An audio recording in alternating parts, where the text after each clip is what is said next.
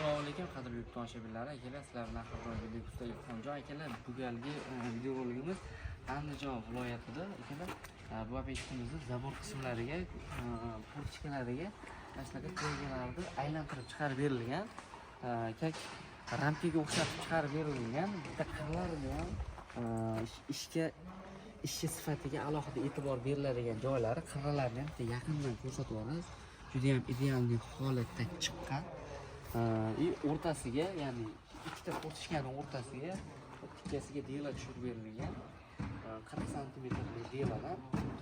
Ko'pchilik ko'rib qolyapman, mana shunaqa joylarga taro chiqarilyapti. Endi taro maslahat chiqarmasanglar ham yaxshi bo'ladi, sababi taro ancha modadan qoldi. Pastki qismiga o'yinchoq chiqarib berilgan akalar.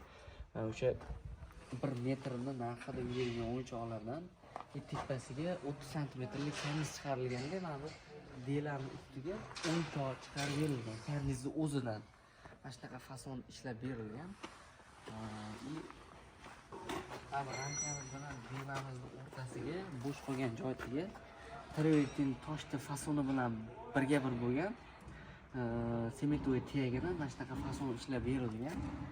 Buni ustidan travertinni atachentami nima qilsanglar ham travertin tosh bilan birga-bir chiqadi, ya'ni ikkovi bir xil fasonda chiqadi. Bu tarafni ham ko'rsatyapti. Bu tarafga eshiklariga skrolli holatda tegalarni bir xilda aylantirib berilgan. Atmosdan 3 cm qochirilib, tegalari o'yinchoq chiqarilmaganda o'zini bir qator aylantirib chiqarilgan. Devorda mana belang bo'ladigan bo'lsa, mana shunaqa o'zini aylantirib chiqarilsa yaxshi yarashadi. Bu tarafga portichkasini ham skromli holatda bir qator aylantirib qo'yilgan. Bu ishimizda kelib 1 metrini 130 ming so'mdan mana shu kattalarini ham, kichkinalarni ham, bular ham 18 cm bo'ladi.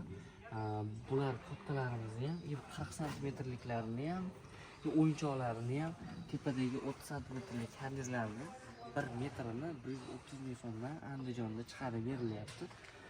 O'zbekiston bo'yicha aloqaga chiqaverasizlar akalar. Ishlarni mana shunaqa ideal holatda, ishonchli va garantiyasi bilan chiroyli qilib bitkazib beramiz. Bemalol aloqaga chiqaverasizlar.